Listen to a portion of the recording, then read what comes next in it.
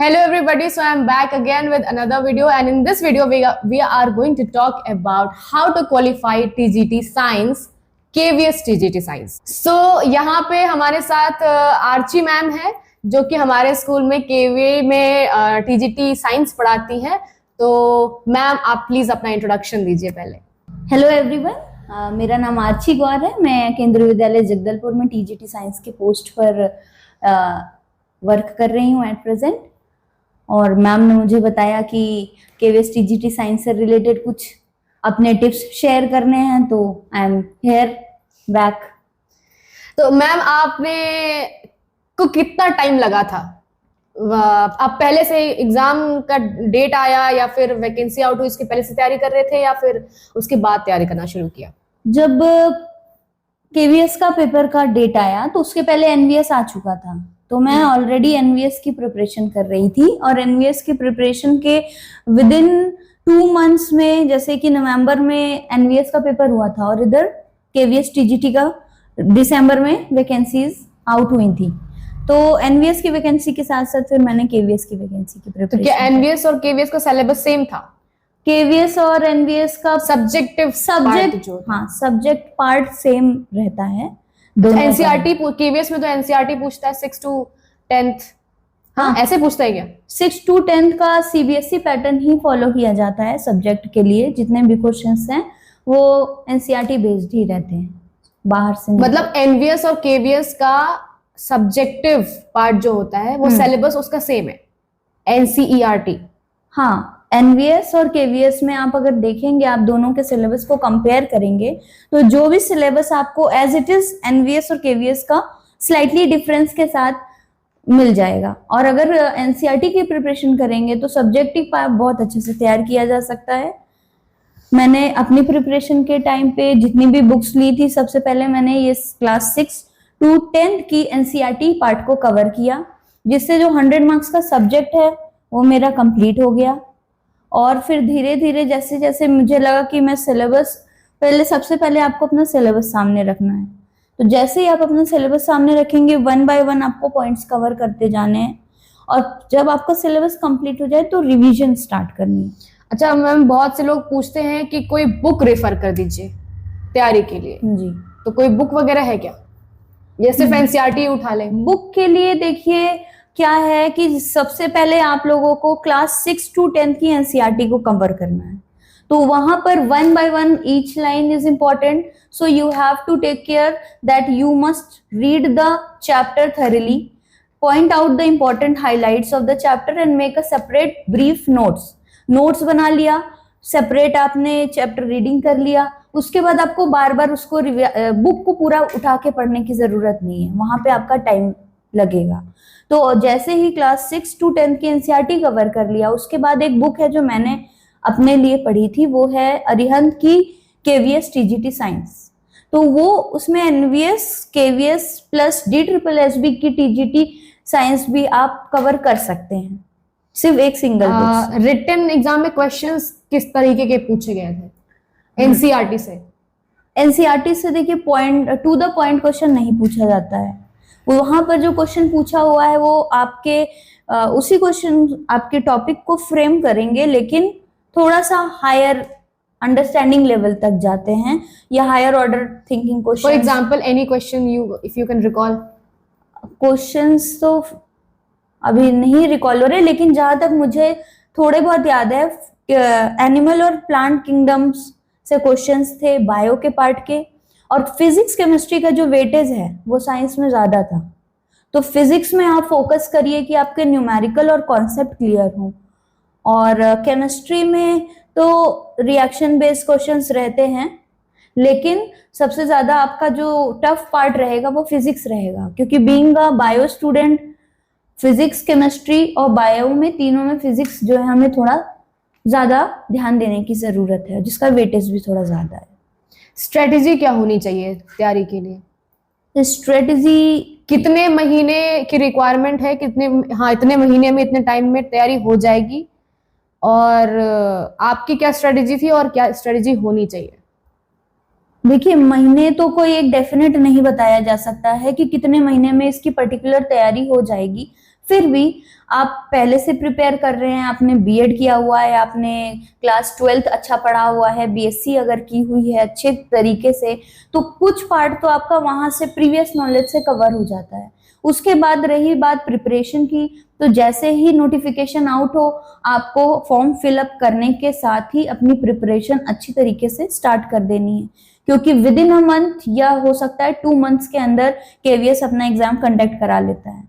तो 2 मंथ्स में आपको ऐसी प्रिपरेशन करनी है जिसमें आपको 100% सक्सेस मिले, और रिटन क्वालिफाई के साथ साथ आपको अपना थोड़ा डेली का टाइम इंटरव्यू के लिए भी देना है।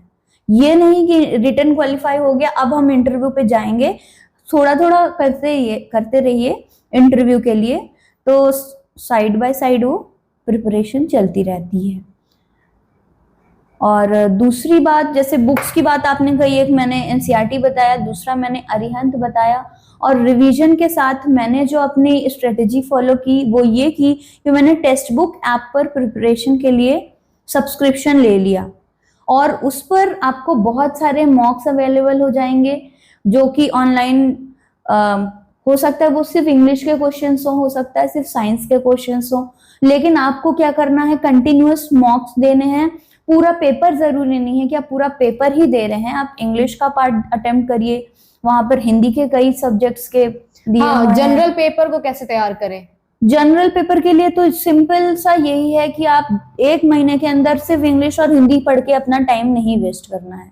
इंग्लिश, हिंदी, रीजनिंग और कंप्यूटर लिटरेसी, ये सारे जो पार्ट्स हैं उसके लिए आप जितने ज्यादा प्रैक्टिस करेंगे क्वेश्चंस, वहां से आपकी प्रिपरेशन हो जाएगी। जनरल पेपर की तैयारी के लिए कोई बुक्स वगैरह? जनरल पेपर के आपने लिए कैसे तैयारी किया था? जनरल पेपर के लिए मैंने भी बुक लिया हुआ था, क्योंकि उस टाइम पे बीएड जो है, पीआरटी, बीएड वाले जितने भी कैंडिडेट्स थे वो पीआरटी में भी एलिजिबल थे, तो मैंने पीआरटी भी फिल किया था, टीजीटी भी फिल किया था, और उस टाइम मार्केट में एक बुक आई हुई थी घटना चक्र। तो केवीएस ने, मतलब घटना चक्र पब्लिकेशन ने केवीएस की प्रिपरेशन के लिए पेपर 1 की बुक दी थी, तो मैंने वो परचेज कर लिया। उस बुक में इंग्लिश, हिंदी, मैथ्स और कंप्यूटर लिटरेसी का सब कुछ दिया हुआ था, जहां से उसकी मैंने पेपर 1 की प्रिपरेशन की, और साथ ही साथ टेक्स्ट बुक ऐप पर कंटिन्यूअस मॉक क्वेश्चंस की प्रैक्टिस रेगुलर करते थे, तो वहां से प्रिपरेशन पेपर 1 की हो गई। और जो पेडागोजी पार्ट है वो 40 मार्क्स का है हमारे केवीएस टीजीटी में, तो 40 मार्क्स का जो पेपर है पेडागोजी के लिए, उसके लिए मैंने यूट्यूब का एक चैनल अपना सेलेक्ट किया, उसका नेम है इनकलकेट लर्निंग। तो इनकलकेट लर्निंग पर रवीना मैम है, उनके लेक्चर्स बहुत अच्छे रहते हैं। उन्होंने उसी टाइम पे जैसे ही केवीएस की नोटिफिकेशन आउट हुई थी, तो उन्होंने एक प्लेलिस्ट स्टार्ट किया केवीएस पेडागोजी नेम से, जिसपे वो 1 बाय 1 पर्टिकुलर एक टॉपिक पर 15 से 20 मिनट की वीडियोस डालती थी। तो इस तरह से उनका पूरा एक प्लेलिस्ट है, केवीएस पेडागोजी के नेम से प्लेलिस्ट है। मैंने वो सारी वीडियोस 1 बाय 1 देखी और सिलेबस में लाइन करती गई कि हाँ ये वाला टॉपिक कवर हो गया, ये वाला टॉपिक हो गया, तो पेडागोजी मैंने वहां से पढ़ लिया। PYQs और सिलेबस जी कितना इंपॉर्टेंस रखता है तैयारी में?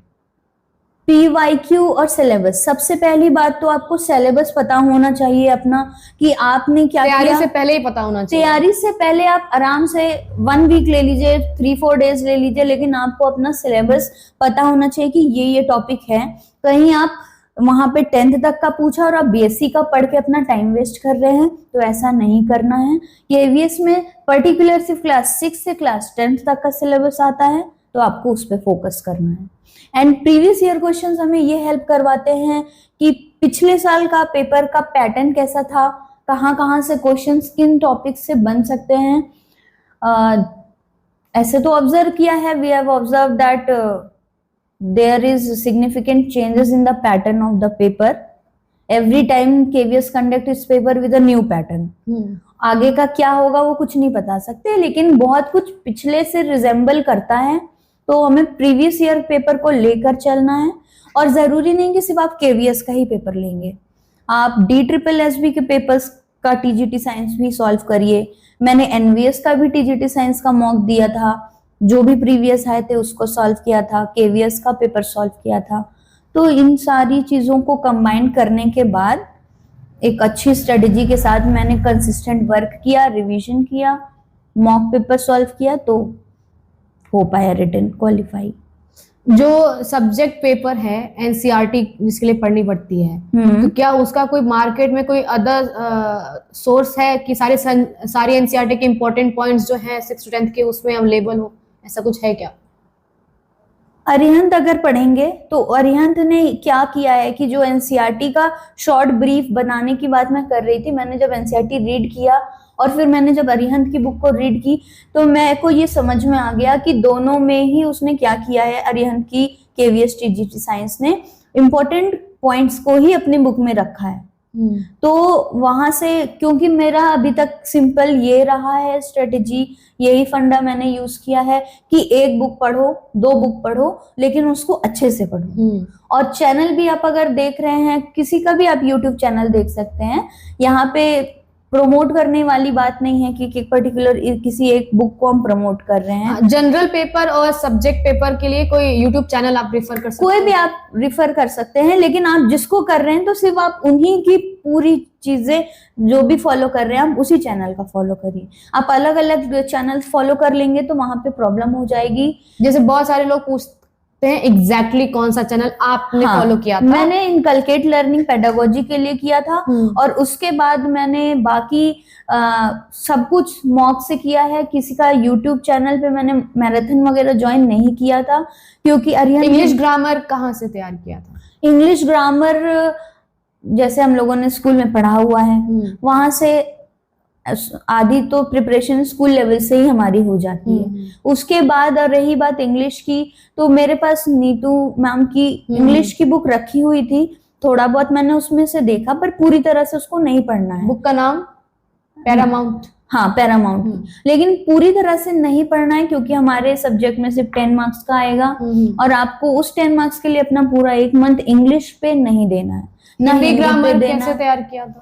वही मैंने बताया कि घटना चक्र आई हुई थी केवीएस की, उसमें इंग्लिश हिंदी का सारा पार्ट दिया हुआ है।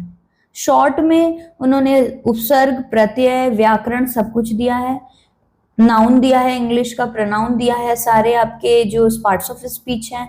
तो वहां से मैंने इंग्लिश प्रिपेयर किया और हिंदी थोड़ा देख लिया, तो 10 मार्क्स के हिसाब से प्रिपरेशन हो गई। और मॉक क्वेश्चन जब आप प्रैक्टिस करते रहेंगे तो आपको एक आइडिया हो जाएगा कि कैसा क्वेश्चन आता है। कंप्यूटर वगैरह 5 क्वेश्चंस हैं, बेसिक क्वेश्चंस रहते हैं।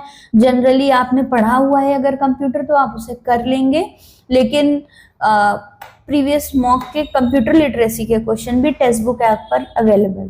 तो रीजनिंग के लिए तो प्रैक्टिस करनी पड़ेगी। रीजनिंग के क्वेश्चंस आपको इजी लेवल के। यूट्यूब सोर्स मुझे लगता है सबसे ज्यादा सही है ना? यूट्यूब सोर्स पीवाईक्यू से आप टॉपिक्स पता करिए कि किस किस टॉपिक से रीजनिंग के क्वेश्चंस आए हैं, अक्सर आते हैं, वहां से कर लीजिए और फिर उन टॉपिक्स को आप यूट्यूब पे सर्च करके। और मेरा ये कहना है कि जो हमारे रीजनिंग के लेवल है वो एसएससी सीजीएल जैसा बहुत टफ नहीं है। तो एसएससी सीजीएल की रीजनिंग आपको नहीं प्रिपेयर करनी है केवीएस के पर्पस के लिए। आपको सिर्फ प्रिपेयर करना है जितने में आपका काम हो जाए, और बहुत ज्यादा आप उसी पे से फोकस करेंगे कि 5 मार्क्स के रीजनिंग के लिए आप पूरा टाइम वहीं पे दे रहे हैं, तो ऐसा नहीं करना है। सब्जेक्ट हमारा 100 मार्क्स का है तो आप सब्जेक्ट पर फोकस करिए। और इधर पेडागोजी 40 मार्क्स की है, जो कि बहुत ज्यादा वेटेज है। और पेडागोजी आपने अच्छा कर लिया, सब्जेक्ट अच्छा कर लिया, तो इंग्लिश हिंदी में आप डेफिनेटली 10 मार्क्स में से 6, 7, 8 तो स्कोर कर लेंगे आसानी से। तो ये और जीएस लोग पूछते हैं, जीएस और करंट अफेयर्स ये कैसे तैयार करें, क्योंकि इसका सिलेबस बहुत वास्ट है और आता ये 10 नंबर का ही है। करंट अफेयर्स मैंने पढ़ा था, जीएस जहां तक मैंने बहुत ज्यादा नहीं पढ़ा था, क्योंकि मुझे लग रहा था बाकी सारे पार्ट्स को मैं कवर कर लूं। अगर टाइम नहीं था, दिसंबर में नोटिफिकेशन आउट हुआ, जनवरी में उन्होंने फॉर्म फिलिंग कराई और फरवरी में पेपर हो गया। 12 फरवरी को टीजीटी साइंस का पेपर था। तो इतने शॉर्ट टाइम में अगर फिर जीएस और रीजनिंग पे ध्यान देना मेरे लिए पॉसिबल नहीं हो पाया, तो मैंने क्या किया, जो जो ज्यादा वेटेज का था, subject, pedagogy, English, Hindi, reasoning, इसको अच्छे से किया। और करंट अफेयर्स के लिए मैंने चैनल देखा था उत्कर्ष क्लासेस का, वहां पर सर हैं, उनका उत्कर्ष क्लासेस में जो रीजनिंग के लिए अच्छी मानी जाती है, फूल पत्ती वाली क्लासेस सभी को पता है यूट्यूब पे बहुत फेमस है। अच्छा, तो वहां पे हम लोगों ने मैराथन क्लासेस वहां से कर लिया 6 महीने का, तो ये क्लियर हो गया रीजनिंग और करंट अफेयर्स के लिए। इतना सब ठीक है। प्रिपरेशन। और इंटरव्यू के लिए कैसे तैयारी किया था?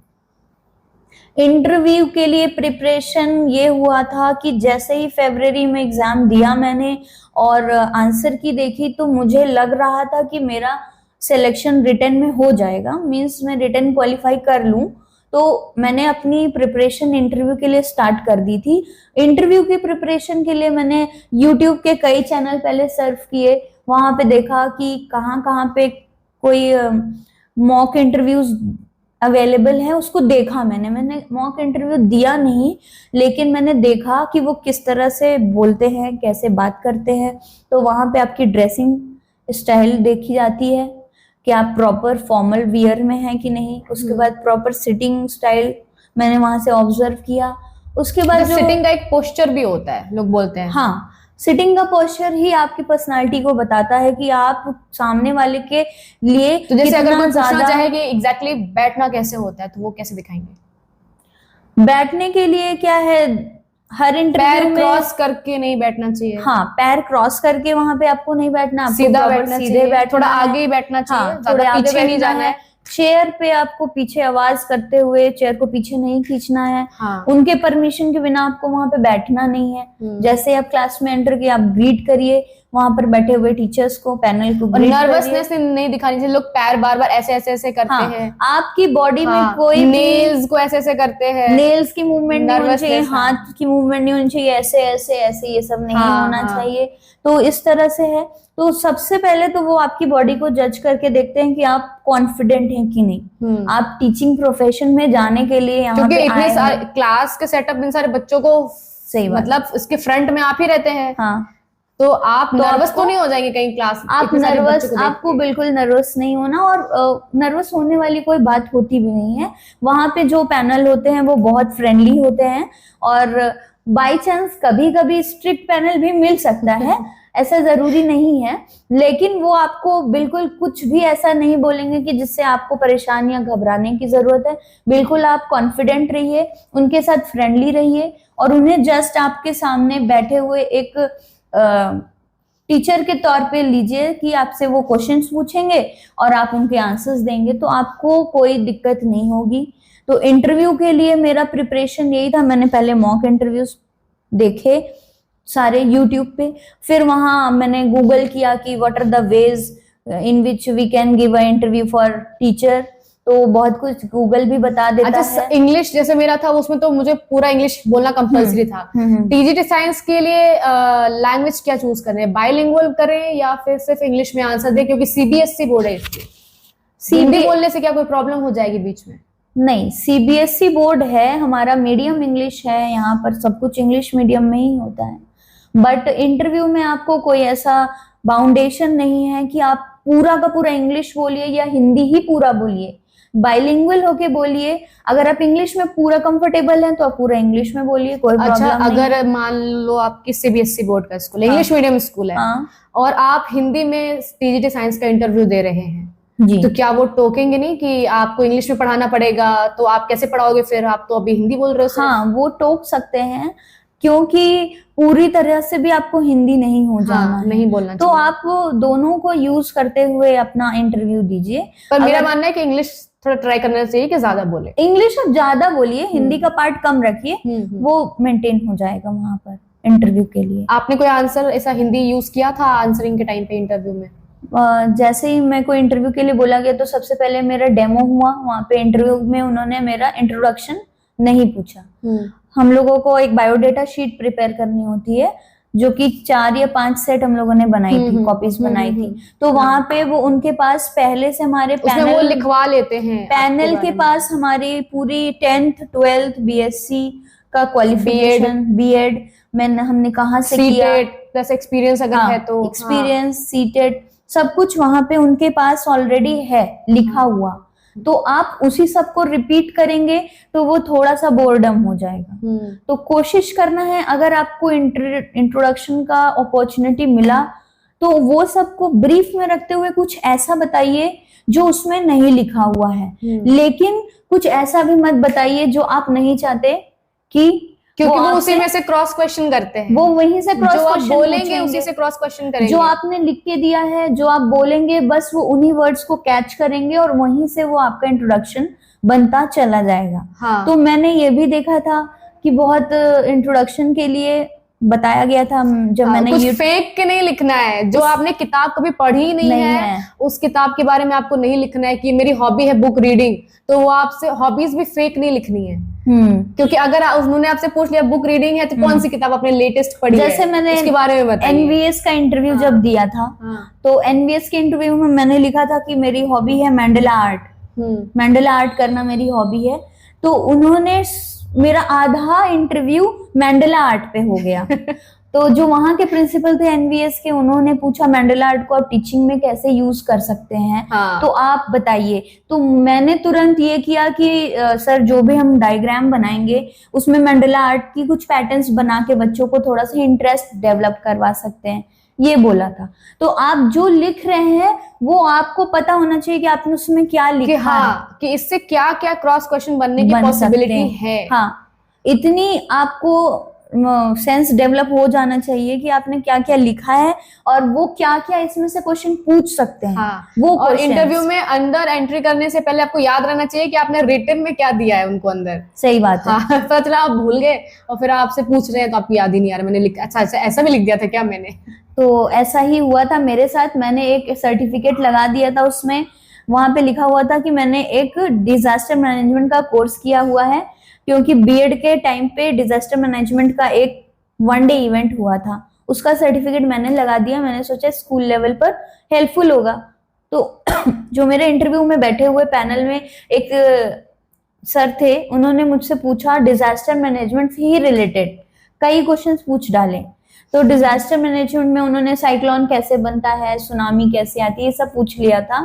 तो जो भी आप लिखिए उसको एकदम अच्छे से ध्यान से लिखिए, क्योंकि वो कहीं से भी क्वेश्चन पूछ सकते हैं। सब्जेक्टिव क्वेश्चंस क्या पूछे थे इंटरव्यू में? इंटरव्यू में सब्जेक्टिव क्वेश्चन ये पूछे गए थे कि वहां पे 4 लोग बैठे हुए थे, 4 पैनल बैठे हुआ था। तो उनमें से एक जो है, पहले मैम ने क्वेश्चन पूछना शुरू किया तो उन्होंने बायो के क्वेश्चंस मेरे से पूछे।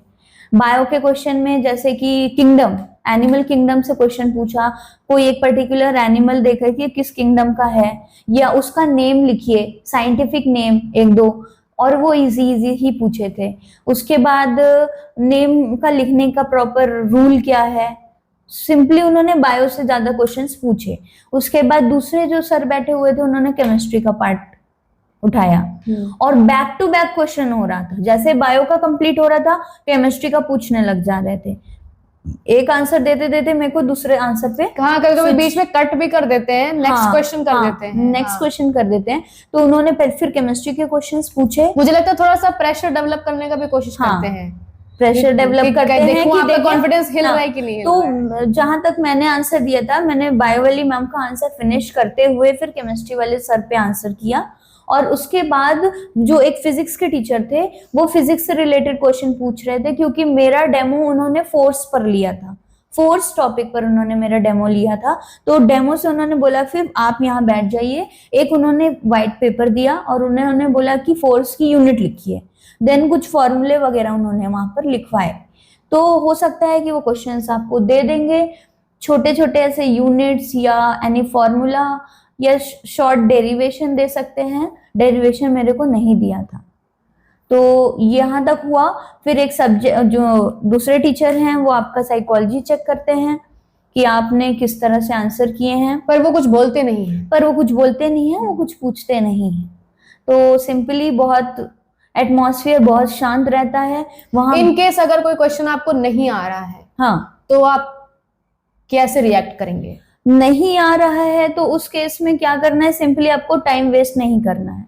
बस वहां पे आपको ये, कई लोग अगर नर्वस हो जाएं कि अरे ये तो मुझे ही नहीं रहा है, मैं क्या करूं? Sir I don't know this question right now, या ma'am sorry I don't know, ऐसे करके आपको उन्हें बोल देना है। आपको वहां पे घुमाना नहीं है क्वेश्चन के आंसर, क्योंकि वो बहुत सीनियर टीचर्स होते हैं जो वहां पे बैठे हुए हैं।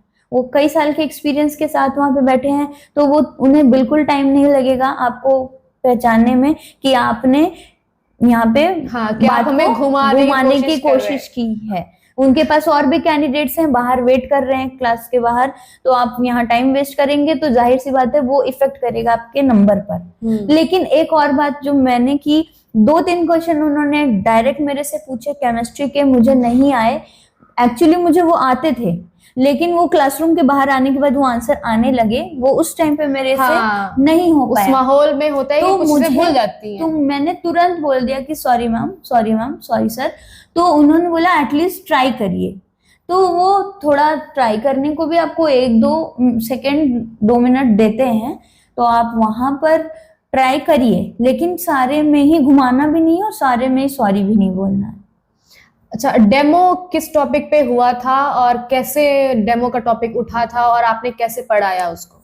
डेमो के टॉपिक के लिए तो पहले मैंने जो प्रिपरेशन की थी, स्ट्रक्चर ऑफ हार्ट की प्रिपरेशन की थी, और मैं एक चार्ट पेपर पे स्ट्रक्चर ऑफ हार्ट बना के ले भी गई थी। लेकिन जैसे ही हम लोगों को वहां पे बाहर लाइन में खड़ा किया, बैठाया गया वेट करने के लिए, तो वहां पर जो स्टाफ आए उन्होंने बोला कि आप अंदर चार्ट पेपर को नहीं लेके जा सकते हैं, किसी भी तरह के टीचिंग एड्स अवेलेबल नहीं है, अंदर लेके जाना मना है। तो चार्ट पेपर तो वहीं सबमिट हो गया। तो मुझे लगा कि अब क्या करना है, बोर्ड पे या तो ड्रॉ करना पड़ेगा चार्ट पे स्ट्रक्चर ऑफ हार्ट। तो जब मैं अंदर गई तो उन्होंने मेरे से इंट्रोडक्शन नहीं लिया, सीधे जैसे मैंने ग्रीट किया और बैठने वाले थे तो उन्होंने बोला कि आप जाइए डेमो दीजिए। वहां पे क्लास में एक बोर्ड भी था, ग्रीन बोर्ड, डस्टर, चॉक सब रखा रहता है वहां पे। ग्रीन बोर्ड था, तो वहां पे वो उन्होंने मुझे तुरंत भेज दिया। तो मुझे ये था, मैं पहले से प्रिपेयर थी कि फिजिक्स का तो पूछते ही हैं, अगर कोई बायो का कैंडिडेट अंदर गया है, और टीजीटी साइंस वाले जनरली बायो बैकग्राउंड से ही होते हैं क्योंकि हमारी एलिजिबिलिटी ही यही है, बॉटनी, जूलॉजी और केमिस्ट्री। तो मैंने प्रिपेयर किया था बायो अच्छा, लेकिन फिजिक्स और केमिस्ट्री के भी पार्ट का एक एक चैप्टर मैंने अच्छे से रेडी कर लिया था। तो उन्होंने बोला आप क्या पढ़ाएंगे, तो मैंने बोला कि सर स्ट्रक्चर ऑफ हार्ट मैंने रेडी किया हुआ है। तो उन्होंने बोला नहीं, आप फिजिक्स का कोई टॉपिक पढ़ाइए। तो फिजिक्स के टॉपिक के लिए मैंने फोर्स, उन्हें बोला कि सर फोर्स चैप्टर पढ़ाना चाहती हूँ। तो उन्होंने बोला ठीक है कंटिन्यू करिए। तो फोर्स चैप्टर के साथ मैंने स्टार्ट कर दिया, और पहले वहां खड़े होके आपके सामने आपको उनको क्लास की तरह अज्यूम करना है कि सामने बैठे हुए पैनल हमारी क्लास के स्टूडेंट्स हैं और आपको स्टार्ट करना है। तो कुछ ये भी हो सकता है कि वो रिस्पांस देंगे एज अ स्टूडेंट, और ये भी हो सकता है कि वो रिस्पांस नहीं देंगे। जैसे मेरे इंटरव्यू में उन्होंने कोई रिस्पांस नहीं दिया, सब मुझे पूछना पड़ रहा था, मुझे जवाब देना पड़ रहा था। मेरे में एक सर ने रिस्पांस थोड़ा सा दिया था, बाकी बहुत ज्यादा वो रिस्पांस नहीं देंगे, और आप उनसे एक्सपेक्ट भी मत कीजिए कि वो आपको आंसर करेंगे। तो जहां तक आप प्रिपेयर करके चलिए दोनों वे में कि बच्चे सामने के आंसर नहीं देने वाले। मैंने ब्लैक बोर्ड समरी भी की थी कुछ, तो फोर्स के बारे में डेफिनेशन एक लिख दिया, इफेक्ट्स थोड़ा बहुत लिख दिया था। उसके बाद उन्होंने तुरंत बीच में रोक दिया।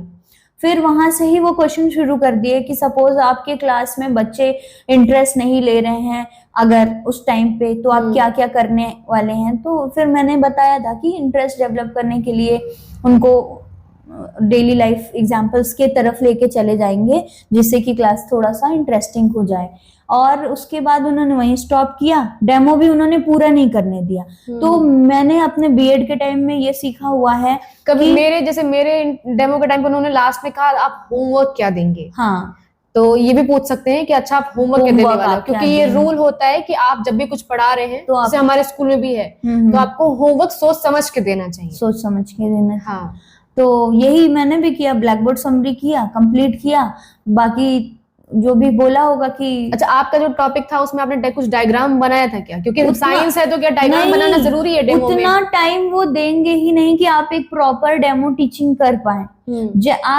आप तैयार भी नहीं रहोगे, वो बोल देंगे ये टॉपिक पढ़ाइए, आपने नाम ही लिखा तो वो बोल देंगे हो गया। तो इस तरह से भी कर सकते हैं। अच्छा, बोर्ड राइटिंग भी करनी होती है साइड में, नंबर ऑफ स्टूडेंट्स, पीरियड कौन सा है, ये सब अगर आपके पास टाइम है तो आप वहां पे, उन्होंने आपको इंटरप्ट नहीं किया तो आप लिख दीजिए, वरना मत लिखिए। और दूसरी ये बात कि वहां पर मैंने जैसे ब्लैक बोर्ड समरी किया तो उन्होंने बोला कि आ जाइए आप बैठिए। तो हम पीछे गए, बोर्ड की तरफ और मैंने उसको रब किया। हाँ, उसको रब करना जरूरी होता है। आप बिना रब, जो आपने पढ़ाया उसको बिना रब किया आप इंटरव्यू के बाहर नहीं जा सकते निकल के। आपको तुरंत जब डेमो खत्म हो गया आपको तुरंत रब करके खत्म कर देना है। टीचिंग में ये एटिक्वेट्स हैं कि आप जो भी आप पढ़ा रहे हैं, चाहे आप रेगुलर, हम लोग आज के डेली क्लासेस में भी पढ़ाते हैं, तो अपना जो भी ब्लैक बोर्ड पर लिखा हुआ है वो आपको रब करके ही अपने क्लास से बाहर निकलना है। और अगर बच्चे उसको नोट डाउन कर रहे हैं तो उस केस में आप बोल सकते हो कि बच्चों से कि बाद में इसको रब कर देना। बट आपको डेमो टीचिंग में वहां पे यही करना है कि उसको रब करते हुए बाहर आना है। तो रब करने के बाद वो उन्होंने मुझे बैठाया, फिर क्वेश्चन शुरू हुआ। सारी क्वेश्चंस पूछने के बाद वो उन्होंने स्माइल किया और बोले कि यू मे गो नाउ। तो क्लास के बाहर आ गए। जनरली जो पूरा इंटरव्यू का टाइम पीरियड रहा होगा वो 15 to 18 मिनट्स का रहा होगा। उतने के बाद इंटरव्यू कंप्लीट हो गया, बाहर आ गए और देखा गया कि जो मेरे फ्रेंड्स थे वो भी साथ में टीजीटी साइंस के लिए हम लोग को सेम डे इंटरव्यू पड़ा हुआ था दिल्ली में। तो वो जो मेरे फ्रेंड ने केमिस्ट्री का टॉपिक बोला था कि उसने केमिस्ट्री प्रिपेयर किया है, तो उसको स्ट्रक्चर ऑफ आर्ट दे दिया गया था। तो उसने स्ट्रक्चर ऑफ आर्ट पूरा बोर्ड पर ड्रॉ किया, उसको एक्सप्लेन किया। तो हो सकता है कि आप अगर केमिस्ट्री प्रिपेयर करके जाएंगे तो वो आपसे बायो पूछेंगे। वो ये भी हो सकता है कि जो आपने प्रिपेयर किया है उसी को पूछ ले। लेकिन ये भी हो सकता है कि हाई चांसेस रहते हैं कि हम जो रेडी करके गए हैं वो चीज वो नहीं पूछेंगे। तभी तो इंटरव्यू होगा। हाँ, तभी तो। और इससे वो ये चेक करते हैं आपका कॉन्फिडेंस लेवल कि कहीं आप नर्वस तो नहीं होगे टॉपिक चेंज करने की वजह से। क्योंकि आप टीचर हैं तो आपको बच्चा कभी भी कुछ भी बोल सकता है कि मैम आज ये पढ़ेंगे। तो आपको रेडी रहना है। है ना। और साइकोलॉजी बेस्ड या क्लासरूम सेटअप बेस्ड कोई क्वेश्चन इंटरव्यू में अगर पूछा गया था तो? नहीं, मुझसे तो नहीं पूछा गया था साइकोलॉजी का क्वेश्चन, लेकिन हाँ पूछा गया था एनवीएस से पूछा गया था। अगर आप बोलिए तो एनवीएस वाले क्वेश्चंस मुझे याद हैं साइकोलॉजी के, बढ़िया। वहाँ इंटरव्यू मेरा केवी में भी पूछ सकता है, वो सेम चीजें होती है। और एनवीएस का भी इंटरव्यू बहुत बढ़िया गया था मेरा। केवीएस में आ गए, लेकिन केवीएस में होना तो वहां कुछ पॉइंट से एनवीएस में नहीं सिलेक्शन हो पाया था। एनवीएस में साइकोलॉजी का क्वेश्चन उन्होंने पूछा था कि अगर आप टीचर हैं तो एज अ टीचर आपकी क्या क्या क्वालिटीज होनी चाहिए स्कूल में और क्या ड्रेसअप होने चाहिए। तो मैंने ये बताया था कि टीचर फॉर्मल वियर्स में रहे, हमेशा बहुत ज्यादा सज के नहीं जाना है। और अगर मेल टीचर्स हैं तो उन्हें अपने स्टूडेंट्स के सामने एक आइडियल बिहेवियर शो करना है ना। एब्यूजिव वर्ड्स नहीं यूज करने चाहिए टीचर्स को। और किसी भी तरह का जो कंजप्शन है ड्रग्स का या टोबैको चुइंग, बहुत से टीचर पान खा लेते हैं। तो एटलीस्ट आपको स्कूल के आसपास के प्रेमाइसेस में बच्चों के सामने ये सब नहीं करना है। और मैंने साइकोलॉजी में यही पूछा गया था तो ये बता दिया मैंने कि डिसेंट बिहेवियर होना चाहिए, क्योंकि क्लासरूम के साथ साथ हम बाहर भी टीचर हैं। तो ये मैंने उन्हें अच्छा लगा, तो उन्होंने बोला इसीलिए आप फॉर्मल वियर में साड़ी में आई हैं। तो मैंने कहा यस सर, इसीलिए फॉर्मल वियर्स में आए हैं। एक बार आप समराइज कर दो बुक्स रिटन के लिए, इंटरव्यू के लिए और स्ट्रेटजी। ठीक है, ब्रीफ में समराइज करने के लिए यही है कि क्लास 6 to क्लास 10 की एनसीईआरटी पढ़नी है। उसके बाद अगर आप और डिटेल में क्वेश्चन सॉल्व करना चाहते हैं तो अरिहंत की बुक मैंने चूज की थी, तो अरिहंत की केवीएस टीजीटी साइंस आप यूज कर सकते हैं। चैप्टर वाइज क्वेश्चन बैंक दिया हुआ है और पूरा सिलेबस आपका केवीएस से मैच करता हुआ है, कुछ भी अलग से नहीं है। उसको आप फॉलो कर सकते हैं। अरिहंत की KVS self preparation guide for TGT science नाम से आपको अमेज़न पे मिल जाएगी या बुक मार्केट में भी मिल जाएगी।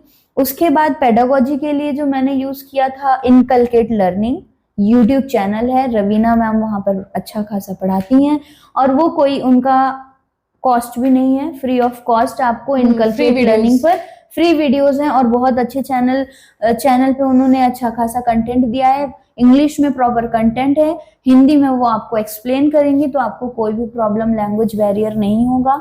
और टेक्स्ट बुक ऐप पर सब्सक्रिप्शन ले लीजिए 6 मंथ्स या 1 ईयर का, वो रीजनेबल प्राइस पर आपको अवेलेबल हो जाएगा। वहां पर आपको lots of mock papers available हैं, उसको आप अच्छे से सॉल्व करिए।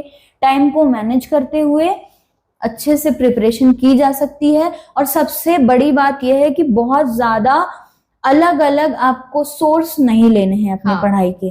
सोर्स आपको शुरू से ही क्लियर हो जाना चाहिए कि आप किससे पढ़ेंगे और सिर्फ आप उसी से पढ़िए। चाहे वो आप, जरूरी नहीं कि यहाँ बताया हुआ चैनल ही आप यूज करिए, आप अपना, आपको अगर कोई अच्छा लगता है तो आप उस टीचर को देख लीजिए, लेकिन उन्हीं से पढ़िए। और पेडागोजी के लिए मैंने NIOS की कुछ बुक्स भी डाउनलोड करके पढ़ी थी। स्टार्टिंग में 2-4 पेडागोजी, मतलब NIOS के वेबसाइट पर आपको पेडागोजी के कंटेंट मिल जाएंगे, वैसे वो उतने ज्यादा जरूरी नहीं है, इतना जरूरी। और NEP को भूल गए हम लोग। हाँ, नेशनल एजुकेशन पॉलिसी 2020, इस पे पूरा कमांड होना चाहिए। उस पे पूरा कमांड होना चाहिए। वहां क्वेश्चन कहीं से भी पूछा जा सकता है, पक्का पूछता है, और अब तो पूछ ही रहे हैं हर जगह पे। तो NEP को बिल्कुल नहीं हटाना है। पेडागोजी में आधा पार्ट आपका NEP कवर करेगा, चाहे NEP का कोई टॉपिक प्राइमरी से रिलेटेड ही क्यों ना हो। हाँ, वो पूरा कवर होना चाहिए, पूरा क्लास 1 से लेके क्लास 12 तक किससे रिलेटेड कुछ भी टॉपिक है NEP आपको आनी चाहिए। Plus English, Hindi, reasoning, computer, और अटेम्प्ट सब करना है। नेगेटिव मार्किंग नहीं है तो कोई क्वेश्चन छोड़ना नहीं है। सब्जेक्ट पहले आप ध्यान दे लीजिए कि सब्जेक्ट वाला आप कंप्लीट करेंगे कि कैसे करेंगे, लेकिन आपको कंप्लीट पूरा करना है। तो ये हम लोगों की पूरी स्ट्रेटेजी, प्रिपरेशन और कहाँ से सोर्स था और पर्सनल एक्सपीरियंस। अच्छा, यूट्यूब सोर्सेज जो होते हैं फ्री वीडियोस, लोग उसमें भरोसा थोड़ा कम करते हैं, सोचते हैं कि नहीं जो पेड वाले हैं वही अच्छा पढ़ाते हैं, फ्री वाले ऐवे कुछ पढ़ा रहे होंगे। तो ये कितना सही और कितना गलत है, क्योंकि मैंने तो फ्री में ही पढ़ा था जनरल पेपर। मैंने भी सब कुछ यूट्यूब के फ्री वीडियोस, फ्री सोर्सेज। कोई जो है KVS के लिए कोई कोचिंग नहीं ली है मैंने। तो जहां तक मैं, देखिए मैं भी बता रही हूँ कि सारी बुक्स कोचिंग के लिए भी कई लोग पूछते हैं कि कहाँ कोचिंग बढ़िया रहेगी, करनी चाहिए नहीं करनी चाहिए कोचिंग। आप, पहली बात तो यह है कि अगर आपके पास बहुत ज्यादा टाइम है, साल भर का टाइम है, तब आप कोचिंग करो। आपके पास 1 या 2 या 3 महीने हैं तो फिर आप कोचिंग में, तो यही है कि आप बिना कोचिंग के KVS निकल सकता है, मुझे लगता है। मैंने भी नहीं की थी, लेकिन फिर हमारी स्ट्रेटेजीज अच्छी होनी चाहिए। ऐसा नहीं है कि हाँ बिना कोचिंग के KVS की निकल सकती है। यहाँ पे कहीं ना कहीं से गाइडेंस मिलना चाहिए, गाइडेंस हो। या तो आप किसी KV टीचर के कांटेक्ट में रहिए, अगर आपकी जान पहचान में है। लेकिन ये है कि आपको खुद इतने सेंसिबल, तो इतने बड़े तो अब हम हो गए हैं, यूट्यूब में गाइडेंस बहुत पता है कि कौन सही गाइड कर रहा है, कौन सही गाइड नहीं कर रहा है।